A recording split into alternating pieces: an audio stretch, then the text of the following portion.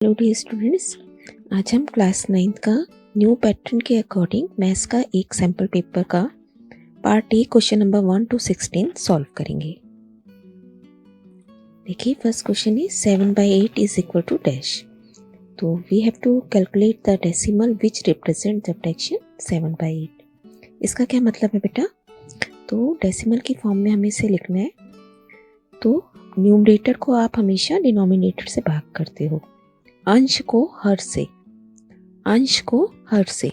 अब आप देख रहे हैं 7 छोटा है 8 से, तो हमें डेसिमल लगा के जीरोस डालनी पड़ेंगी।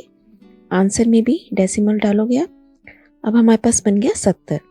तो 8 के टेबल से 70 को डिवाइड करेंगे तो हमारे पास कितना आ जाएगा? 8 पर जाएगा। फिर 10 - 4 इज 6। यूनिट प्लेस के नीचे यूनिट आनी चाहिए। अगेन जीरो आप ऊपर से उतार लोगे। फिर हमारे पास बन गया ये 7 पे।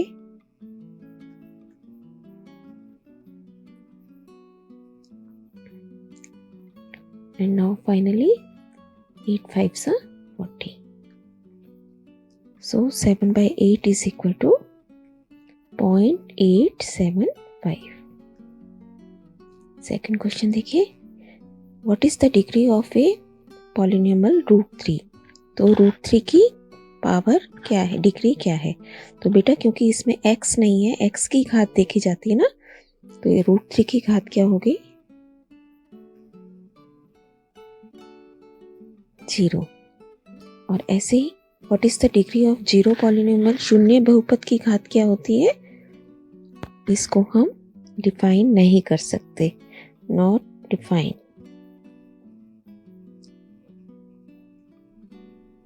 चॉइस में है हमारे पास ये क्वेश्चन। नेक्स्ट देखिए, ordinate of all points on x axis, x अक्ष पर स्थित सभी बिंदुओं का भुज। तो हमें पता है कि एक्स अक्ष इस तरीके से होता है। देखिए 1 2, तो ये पॉइंट कौन सा होता है बेटा? 1 0, this is 2 0।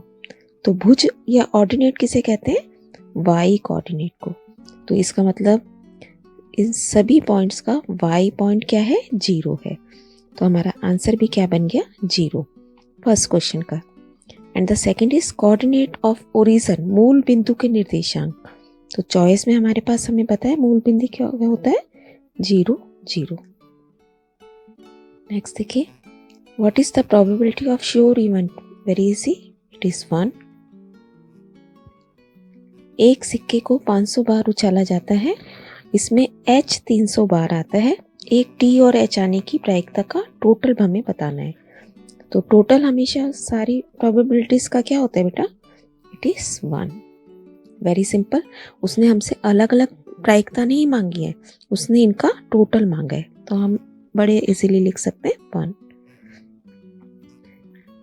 2 opposite angles of a parallelogram are this and this, find x। ये हमें एक समांतर चतुर्भुज के सम्मुख कोण दिए गए हैं। तो हमें पता है एक समांतर चतुर्भुज के सम्मुख कोण आपस में क्या होते हैं? बराबर होते हैं।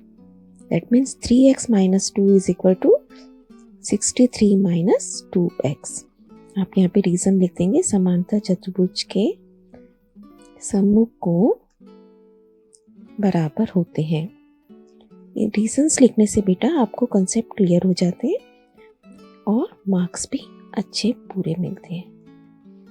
अब हम इस इक्वेशन को सॉल्व कर लेंगे। It becomes 3x + 2x equal to 63 + 2, 5x is equal to 65,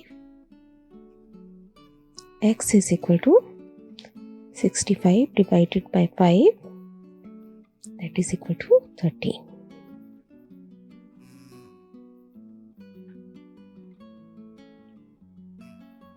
next question is, triangle ABC congruent है ट्राइंगल PQR की, then AB is equal to PQ, हम बोलते हैं ना ऐसा।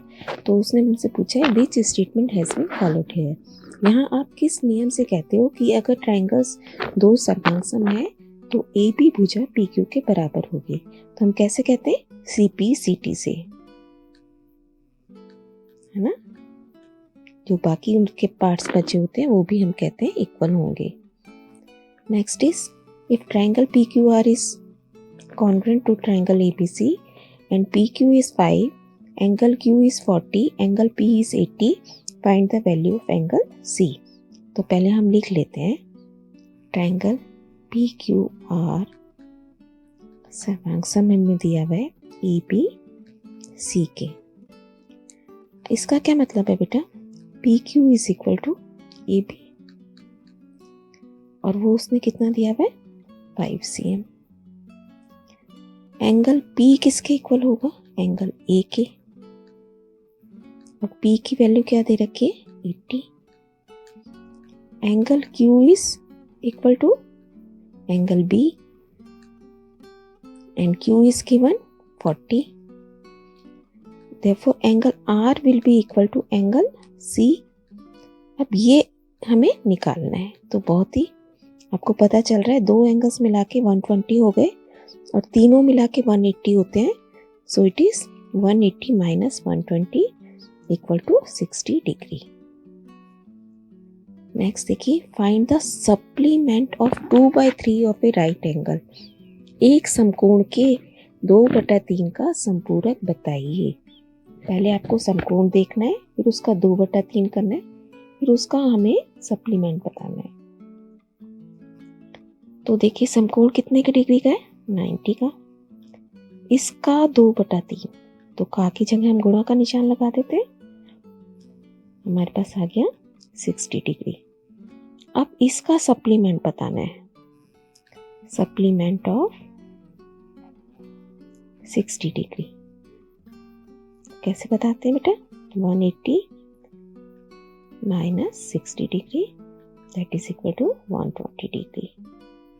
तो फर्स्ट पार्ट का आपका आंसर ये आ गया। और अगर हम चॉइस में देखें तो find the measure of an angle which is 32 degree less than it's supplement, जो अपने सप्लीमेंट से 32 डिग्री कम है। तो अगर हमने एक एंगल x मान लिया तो इसका सप्लीमेंट क्या होगा,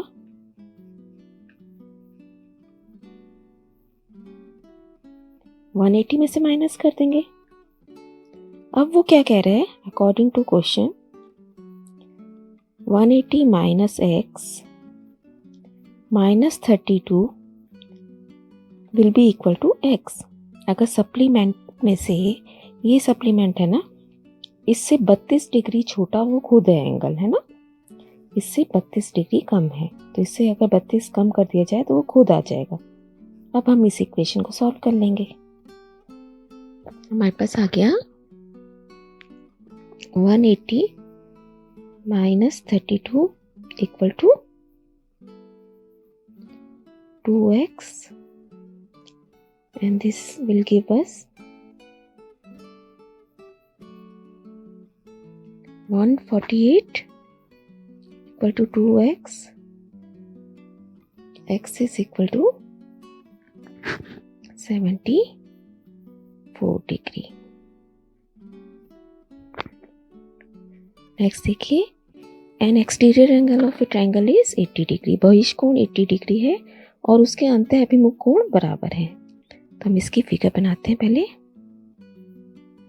ये देखिए बहिष्कोण इस तरफ से एक्सटर्नल एंगल 80 डिग्री का है और जो अंदर के दोनों अंतः अभिमुख इंटीरियर अपोजिट एंगल्स हैं वो इक्वल हैं। तो बेटा अगर ये x है तो ये भी x है और हमें एक्सटर्नल एंगल की प्रॉपर्टी पता है, ये इधर दोनों एंगल्स के टोटल के इक्वल होता है। तो हमें बस क्या रिजल्ट आया, 80 is equal to x plus x, that means 2x। तो आप डायरेक्टली क्या कह सकते हैं, x is equal to 40 degree. Next देखिए, एक वृत्त का व्यास AB है, जैसे यहाँ पता चल रहा है, जिसका केंद्र O है। इसकी परिधि पर एक बिंदु C है और C इस तरीके से है कि एंगल CAB ये वाला एंगल इस एंगल का डबल है, CBA का इस एंगल का डबल है। तो बेटा हम इसको करते हैं, angle CAB is 2 angle CBA। तो अगर हम CBA को माना एंगल CBA जो कि हमें निकालना भी है, x मान लिया इसको। तो एंगल CAB कितना हो गया आपके पास 2x, क्योंकि डबल दिया हुआ है इसका। अब देखिए बेटा, ये इसका AB क्या था, व्यास है। तो आपको पता है अर्धवृत्त का कोण कितना डिग्री का होता है, समकोण होता है। Therefore, यहाँ आप रीजन लिखेंगे, अर्धवृत्त का कोण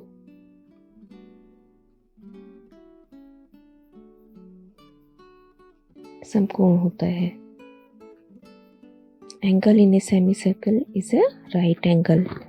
तो अब ये 90 का है, तो ये बाकी दोनों भी कितने के बचे, 90 के। This implies x plus 2x is equal to 90 degree. That means 3x is equal to 90 degree. And this gives x is equal to 30 degree. और x ही हमारा वो एंगल था जो कि उसने हमसे पूछा था, एंगल CBA। एक square sheet of paper of side 22 cm is rolled to form a cylinder. एक स्क्वायर शीट थी आपके पास जिसकी साइड क्या है 22 cm, उसको रोल करके एक सिलेंडर बनाया गया है। इस सिलेंडर की हमें त्रिज्या बतानी है। देखिए बेटा, ऐसे था आपके पास, ठीक है, 22। अब आप इसको, इधर तो 22 ही रहा इसकी लेंथ 22, और लेकिन यहाँ आपने इसको सर्कल की शेप में कर देते हैं हम, है ना। तो ये जो इसकी साइड थी वो इसका क्या बन गई है, परिधि बन गई, सरकमफ्रेंस बन गई। और वो क्या होती है 2πr। That means 2πr is equal to 22। अब आप इजीली r कैलकुलेट कर सकते हैं, 22/2π, पाई की वैल्यू रख देते हैं, और 7 इस केस में कहाँ जाएगा, ऊपर। ये कट गया, आंसर आ गया 7/2 cm। In a right circular cone, the vertical height is h, a radius is r. Find the formula to find slant height L. अगर h और r हमें दिए हुए हैं तो L बताना है हमें, very easy. L is equal to √h² plus r²। In a quadrilateral, angle A is equal to angle B equal to 75 degree and angle D is 110. Find angle C। तो एक तरीके से आप देख रहे हैं मेरे को 3 एंगल दिए हुए और 4th एंगल फाइंड आउट करना है। तो बहुत ही आप कर सकते हैं इसे आराम से। इस तरीके से कोई भी क्वाड्रिलेटरल है बेटा, A B C D, बिना फिगर बनाए भी हमें समझ आ रहा है 110, और ये एंगल हमें निकालना है। और चारों एंगल्स का टोटल कितना होता है,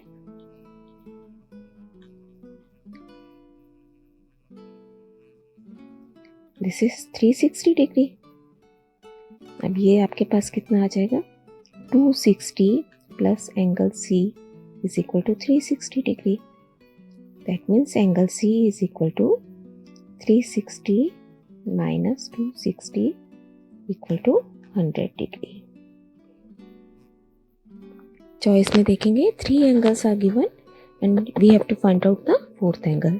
तो बिल्कुल आप इसी तरीके से कर लेंगे इसे, 60 plus 86 plus 110 plus 4th angle को x अगर माने तो this is equal to 360 degree. अब इन सबको ऐड करके हमारे पास क्या आ जाएगा, 256 plus x is equal to 360। That means x is equal to 360 minus 256 equal to 104 degree. Size of angle POQ, इस POQ का POQ यानी कि इस एंगल का साइज बताना है, जबकि O सेंटर है इसका। तो बेटा हमने एक थ्योरम की थी कि केंद्र पर बना कोण शेष हिस्से में बने कोण का दुगना होता है। तो देखिए आप इसी चाप से यही दोनों पॉइंट से सेंटर पे भी जा रहे हो और आप आर पे भी जा रहे हो, तो आपको क्लियरली पता होना चाहिए कि ये वाला कोण दुगना होगा। तो angle POQ will be 2 times angle PRQ। ये हमें दिया हुआ है 62, तो हमारे पास आंसर बन गया 1 2 4। What is the size of the angle CBX? CBX, तो पहले हम देखते हैं CBX कौन सा एंगल है। CBX ये एंगल हमें फाइंड आउट करना है बेटा, इसको मार्क कर लेते हैं। अब देखिए आपको यहाँ ये चापे बने C और D से, आप देख रहे हैं C और D से आप एक बार B पे गए और C और D से ही आप A पे भी जा रहे हो, है ना। तो हमें ये थ्योरम भी पता है कि एक ही वृत्तखंड के कोण बराबर होते हैं क्योंकि दोनों सेम चापों से जा रहे हैं। तो अगर ये एंगल X है तो ये भी एंगल X ही है। तो हम यहाँ पे Y लिख लेते हैं क्योंकि X ऑलरेडी फिगर में दिया गया है। तो बेटा इस एंगल को हमने क्या मान लिया, सपोज Y। तो ये भी आपका क्या हो गया Y। आप रीजन लिखेंगे, पहले देखिए angle CBD is equal to angle CAD equal to Y। और इक्वल क्यों है ये, क्योंकि एक ही वृत्तखंड के कोण हैं, उसको हम क्या कहते हैं, angle in a same segment. ठीक है, ये आ गया। अब इसके बाद आप ये देखिए ये 85 है, तो इसके ये वर्टिकली अपोजिट ये वाला एंगल कितने डिग्री का होगा, ये भी 85 का होगा। इसका भी नाम लिख लेते हैं हम, angle AXD is equal to 85। इसका क्या रीज़न है, वर्टिकली या शीर्षाभिमुख कोण, वर्टिकली अपोजिट एंगल्स। ठीक है बेटा, अब आप ये देखिए इस ट्रायंगल में AXD में हमें इसके दो एंगल पता चल गए, एक ये वाला और एक ये वाला, और रह गया तीसरा एंगल निकालना। तो आप निकाल सकते हैं एंगल सम प्रॉपर्टी से। Angle sum property in triangle AXD, तो 32 plus 85 plus angle Y is equal to 180 degree. इन दोनों को प्लस कर लेंगे,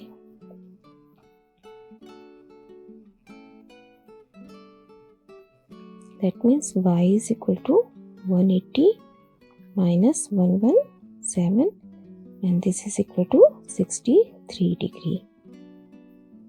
और Y हमारे को चाहिए था ना CBX is CBD, CBX आप देखिए बेटा CBX इज सेम है CBD भी बोल सकते हैं हम इसे, क्योंकि सेम ही लाइन सेगमेंट चल रही है। So this is the final question of this part. I hope कि आपने समझ लिया होगा बेटा। इसे देखिए किस तरीके से इजीली हम इन पार्ट्स को आराम से कर सकते हैं।